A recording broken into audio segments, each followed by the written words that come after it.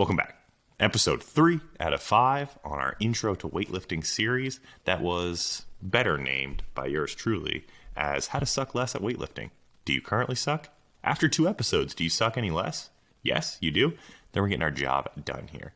So episode 3 today is all about logistics of coaching others. So maybe you're a coach that stumbled upon this content, or coaching yourself, or even I would add a third one there. I would say also receiving coaching as well. So part of being coached, receiving coaching, is understanding the intent of the exercises that are being chosen, the progressions, the questions that you may have for your coach that you might be scared to ask or nervous about asking. So understanding those things a little bit better by watching this. Let's jump right in. All right.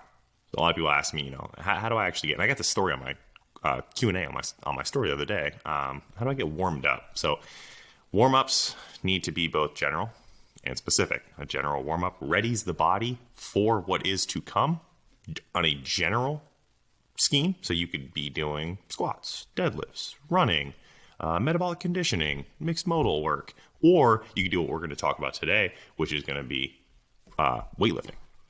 So the general warm-up has to serve the RAMP purposes: raise temperature, activate the musculature, mobilize the body, potentiate you for future exercise, for what's to come. So when we look at general, somewhere around 15 minutes. Don't spend 30 minutes rolling out in the corner of the gym. Don't be that weirdo. Let's get warmed up in 15 minutes or less. So 0 to 5 minutes, choose a very general ergometer mode of exercise that will generally raise the temperature of the body. So I put bike, row, or jog. A lot of people will say, jog isn't going to be the best for weightlifters. So if you are purely weightlifting training, choose the bike or the rower. From there, in the 5 to 10 minute period, you're going to go with some targeted mobility. So what are the areas of the body right now that you're currently experiencing tightness in? Or maybe what are the parts of the body that are going to be specifically hit within the training session for that day? So if it's a very, heavy power snatch day, mobility within your shoulders, your thoracic spine are going to be extremely important. So you're going to target those instead of spending a ton of time warming up the deep bottom position of the squat. Because if you're only doing power snatches, you're not going to get into that deep squat position. So target your mobility. Am I specifically tight, or will I specifically be working on my hips, knees, thoracic spine, shoulders, wrists, low back, etc.? What are we actually working for the day? Gear your mobility towards that. Plenty of really good resources out there about specific stretches and mobility exercises for both. Try and choose a little bit of a mixture of some static stretching with some dynamic work as well. From 10 to 15 minutes, we're going to do general barbell work, and this is going to include muscles, so like muscle snatches, muscle cleans with just the bar, things like rack deliveries, behind the neck presses. Maybe you're doing some powers, some full squats, whether it's a front squat, back squat, overhead squat, and then maybe some slow tempo pulls just to kind of reinforce those positions. That P in ramp, potentiate the body for what's to come. Now we're generally warmed up, we can move over to our specific warm-up. So our specific warm-up from 15 to 20 minutes here is going to kind of look like the beginning of the workout. So when I program out for my weightlifters, this is actually part of the program. And if you are someone who's maybe tried the Gifted Express weightlifting, if you haven't, go ahead and click that link. Make sure you get signed up today, $30. I won't plug anymore. $30, really good weightlifting programming. Get strong. So from 15 to 20 minutes, you're going to see things like 20 to 50% 1RM, longer complex work. So the example that I gave there is going to be a snatch high pull plus a power snatch plus an overhead squat. You can even add more layers to that. You can say, all right, 3 sets at 30% 1RM, I want to see a snatch pull plus a snatch high pull plus a power snatch plus a snatch plus an overhead squat. Really warms up the entirety of what makes up the snatch movement. From 20 to 25 minutes, we're going to see 50 to 75-ish%. And these are rough estimates here. You can go a little bit lower, you can go a little bit higher.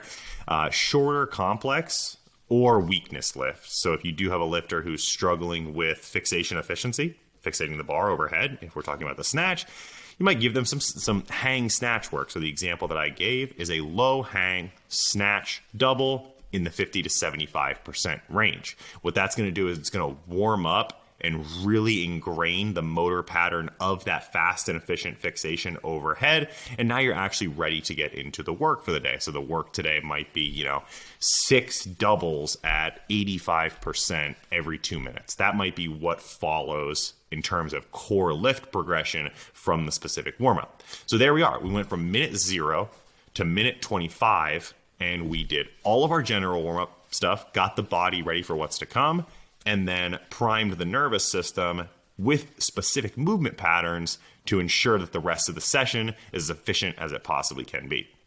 If you would like an alternative warm-up, or a warm-up that details out sets, reps, all that kind of good stuff, I would recommend this video that I've attached here from Greg Everett at Catalyst Athletics. We will link that down below in the description.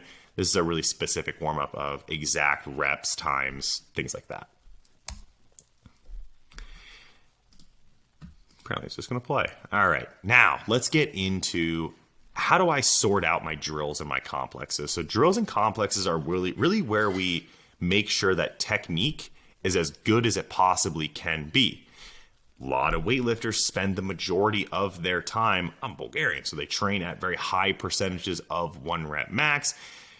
And the technical inefficiencies that are holding them back from pushing their 1RMs higher are not actually getting worked, and sometimes they're being reinforced. So an individual who struggles with extension in the clean, if they're always training at 90 to 95% where technique isn't always at its best, they're never going to actually fix that weakness or that technical inefficiency. What they should have done is dialed back their training for a few months, worked some of these drills and complexes to work on their actual weaknesses. So again, we look back at what are our weaknesses within weightlifting. They come down to our 3 training pillars: squat strength, pull height, fixation efficiency.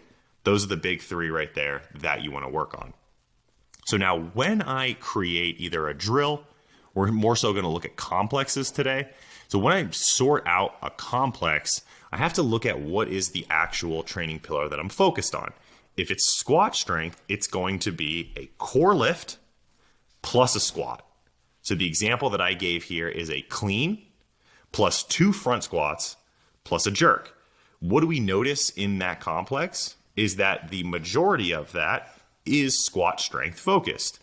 There's a clean, which includes, recovery from the clean, essentially a front squat, 2 front squats in there to work on that squat strength, and a jerk to finish. Now, something on a snatch, it might look like a snatch plus 2 overhead squats or 3 paused overhead squats. If the athlete is struggling with standing up the squat, always benefits to have a little bit of extra squat work within the core lifts, and then you progress that over to more accessory work focused on squats, which we'll talk about in the next couple slides. If the issue with the lifter, if their weakness is how high they pull the bar, their pull height or strength, or even positions, I kind of throw like positions within the pull in with pull height and strength.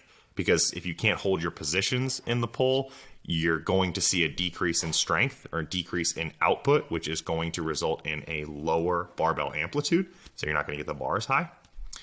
So with that, we want to choose exercises like you would think with extra pulls in there. So it's either a high pull and or a pull plus a core lift. So that might look like something like the complex that I have here: 2 snatch high pulls plus a snatch pull plus a snatch. Not only are we progressing in terms of strength and your ability to hold positions, but we're also ingraining specific motor patterns for an efficient high pull and pull, so that when the time comes in that complex to hit the snatch, your brain really knows where your body needs to be in space at specific times in the lift to maximize efficiency within that pull.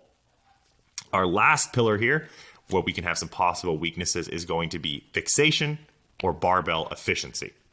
So how efficiently can I go from the floor through the second pull into that third pull and rack that bar with minimal bar separation if I'm cleaning, or third pull overhead in the snatch, fixating it overhead in the snatch. With that, we are going to work a lot off of hang Or if your gym has access to it, I actually like to throw in a good amount of block work as well. So a complex for that might look like a high hang snatch, a low hang snatch, plus a snatch. So we're focusing on, as we get closer to the ground, because you'll be able to use your legs for longer, you'll be able to pull the bar higher. Your margin of error for fixating the bar increases just because you can kind of get more height on the bar. As we work our way up, low hang, high hang, hip, we lose some of that ability to drive hard with the legs, and it matters more and more. It becomes more important that we are able to pull and fixate that bar very efficiently. So if we do have access to blocks, it makes sense to use high block snatches, high block cleans, low block work. If you don't, hangs are completely fine. There's just a little bit of extra low back and leg fatigue that goes into, standing up from what would essentially be a snatch deadlift or a clean deadlift to get the bar at that power position, and then kind of hinging your way down from there. There's just a little bit of extra fatigue in there. It really isn't the end of the world. So now, looking at some specific complexes here, we can see that, oh my God, the video is going to work. Jake is going to fucking love me, Jake. I'm the man. Put a happy Jake face right there because the videos are actually working this time. So on our squat strength here, we can see our good friend Torty of Warm Body Cold Mind going through a clean plus a front squat plus a jerk. So he has to execute the entire clean, emphasize the front squat with an extra rep there, and then hit the jerk. If you're not familiar with the Tor Wad YouTube channel, I would recommend subscribing to that as well after you subscribe to EFT Performance, of course, as there are some really helpful videos over there when it comes down to technique. Now, looking at our next weakness is pull height or strength. Here we've got a video of a woman doing a snatch high pull, snatch pull, plus snatch high pull, plus power snatch, plus snatch. This is actually kind of like a step up from the complex that I have listed there, which is just a high pull plus snatch, because there's also the power snatch in there. And as we all know, amplitude of the bar, how high you pull it really matters, really comes into play on the power snatch as well. So she's ingraining that in there very nicely as well. So let's see how she does here. The shoes aren't strapped. I appreciate the swag. We are going with a pull. We are going with a high pull. It's an interesting order to do that in. Power. What a CrossFitter. She's cycling it. Must be a CrossFitter. And your full snatch. Very good. So plenty of work there in optimizing the pull and the pull height, working and building strength there. All right, last but not least, we've got a fixation barbell / efficiency complex here. This is a high hang snatch, plus a hang snatch, plus a low hang snatch, plus a snatch. I think he's going to do a hip snatch here first. Let's see. That's a hip snatch. All right, so just to clarify here, words matter. They mean things, and they're important. That is not a high hang snatch. A high hang snatch is above the knee, but below the hip, below the power position. A high hang snatch is anywhere above the knee. A low hang snatch is anywhere below the knee. And a snatch is from the floor. So, get it right, sir, Mr. BBK. But nonetheless, this is a really good complex right here. Going hip snatch, high hang, above the knee. Not sure I love the foot movement there, but okay, we can let him get away with that. We're going to go low hang, below the knee, just off the floor. And then we're going to go all the way from the floor for a snatch. So we really got a lot of work there on quickly and effectively fixating the bar overhead. I would actually like to see the lifter take a break, take a second, take a step back away from the bar before they go for that snatch. Let their brain think about what it just did, conceptualize it, wrap itself fully around it, absorb it all in, and then allow that to translate over to the snatch. Now we get into programming our accessory movements. So our core and our ancillary. So our core accessories, and then what I would call, I don't love the word ancillary, but it's all right, the accessories. Accessories just doesn't really sound very good. The core and the true accessories. So the core is anything that is snatch, clean, or jerk derivative, or strength focused. So we look at things like a push press, a strict press, a deadlift, whether it be a snatch deadlift or a clean deadlift. True deadlift has its place far removed from competition in terms of just improving general pull strength. As we get closer to competition, as the individual gets more advanced, you do want to see just snatch deadlifts and clean deadlifts. You can throw in tempos. You can throw in pauses. You can go behind the neck on the push presses. You can really get creative with the implementation here. That et cetera there after squats really goes a long way in terms of the exercises that you can choose, as long as they are snatch, clean, jerk, derivative. They should be closer and closer to the core, to the true classic lifts as you get closer to competition. Now we get into our ancillary movements, our general prep exercises. You want to kind of go back to our needs analysis there. So revisit the needs analysis that we did on joints and muscles that are active or that are most active for Olympic weightlifters and focus on that. So when we look at muscle groups and joint actions, we're looking at knee flexion and extension, hamstrings and quads, hip flexion and extension, glutes, hip flexors. You could also say some hip external, internal rotation, probably important to stress those as well, or to at least put some volume towards those as well. Elbow flexion and extension, so bicep, tricep, ankle plantar flexion, definitely want to work the calves at least a tiny bit. Spinal, core flexion and extension, spinal core flexion and extension, so back extensions, GHD hip extensions, strength of the core to maintain that neutral or slightly hyperextended spine there. And then shoulder flexion extension, internal, external rotation.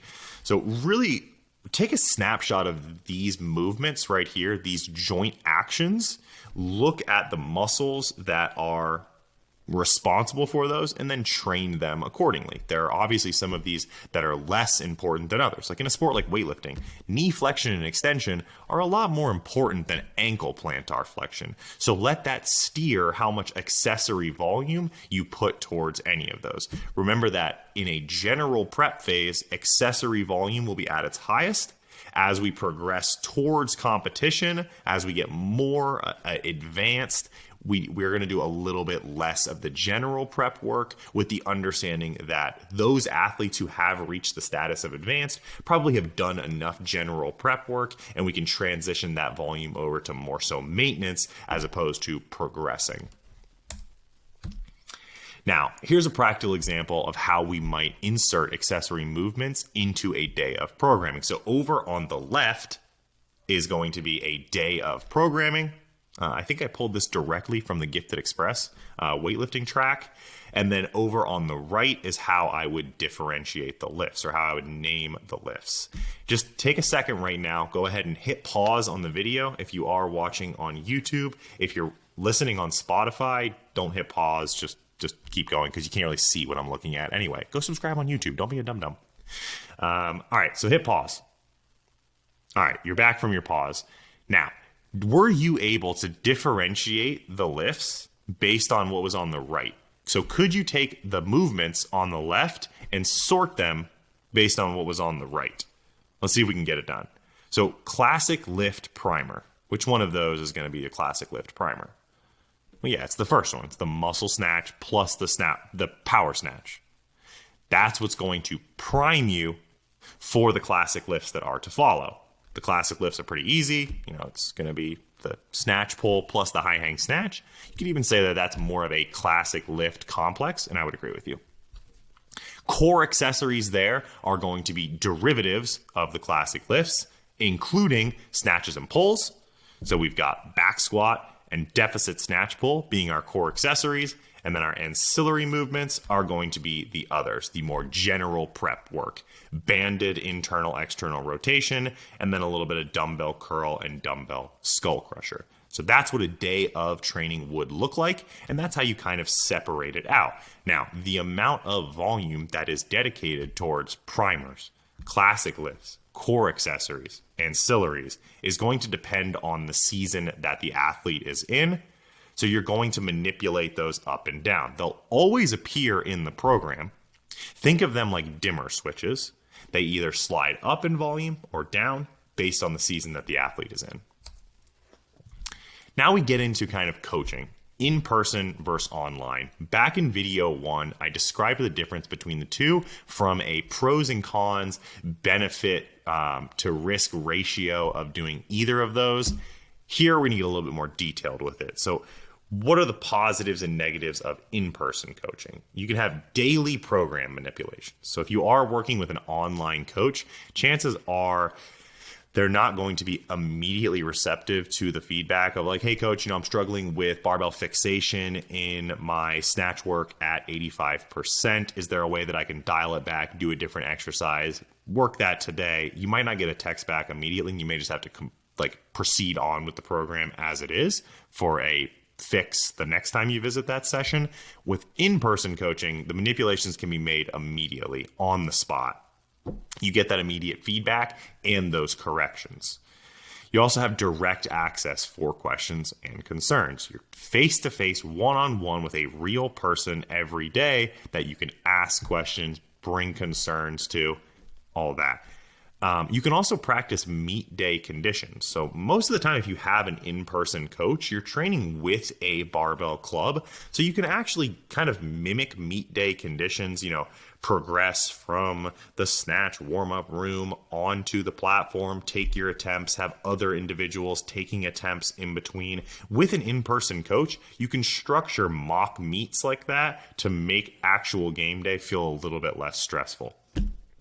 However, as with any coach, you are going to be limited by their schedule. So let's say you work, really strange hours, and the only time that you can go to the gym is from 1 to 2:30 every day. And that's when coach is out doing other business ventures. He's not at the gym. He or she is not at the gym at that time. So you are limited by the coach's schedule. If you can't train when coach is there, you essentially have an online coach. Basically, you have a remote coach. That brings us over to our online coaching. You will get daily or weekly program manipulations. It's really rare to see a coach for weightlifting program out more than 3 to 7 days. 7 days is probably as far out as you want to program for the athlete because you want to see how lifts move, what weaknesses need to be worked the following week. Delayed feedback corrections, so you may have to wait 24 hours, 48 hours to get feedback from your coach. It shouldn't be that delayed. 48 hours seems like a lot. It should probably be like a couple hours after the session is over is when you'll get your feedback and corrections, most likely because of that text/email delay. However, an online coach can set you up with a team/group via social media, so they may post like a Facebook group or put together a Facebook group that's, so-and-so, Dingleberry Jones's barbell club. And then you can go in there and post your lifts and say, hello, fellow Dingleberries. How do my hang snatches look today? And you might be able to get some feedback from the team if they are experienced lifters, and then coach can kind of chime in along the way. So that's kind of a good structure. Keeps that team aspect there, might get you a little bit more immediate feedback. With online coaching, you do have that flexibility in training time. You don't have to meet up with the coach or meet up, kind of intermingle with their specific schedule. Kind of do it on your own time.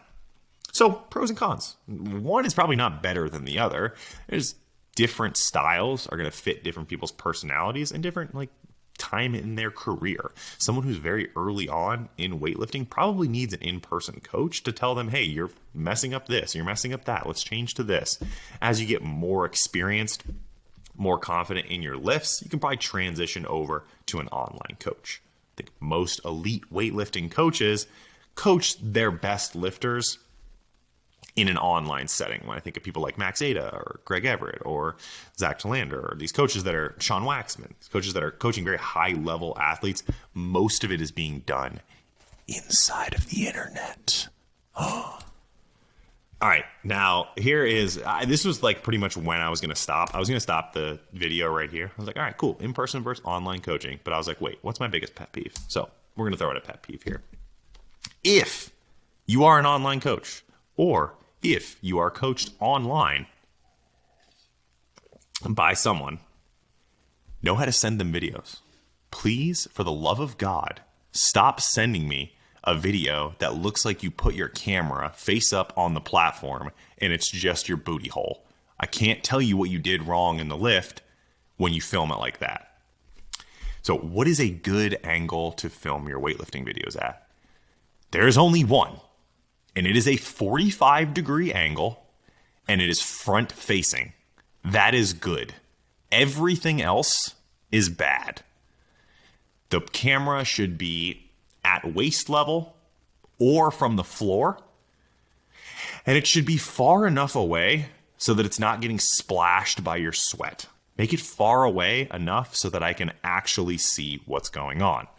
Here is an example of a good versus a bad video.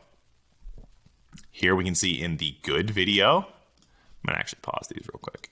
Let's pause these and start them over. Jake, I broke it. All right, sorry. This Google Keynote, Apple Keynote, whatever the hell this thing is. It's rough. All right, so here we can see again the bad video over here. Ha-ha! Now I fixed it. All right, sweet.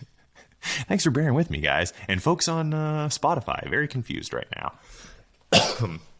All right, so here we've got a good angle right here, 45-degree front facing. What can I see here? I can see ankles. I can see knees.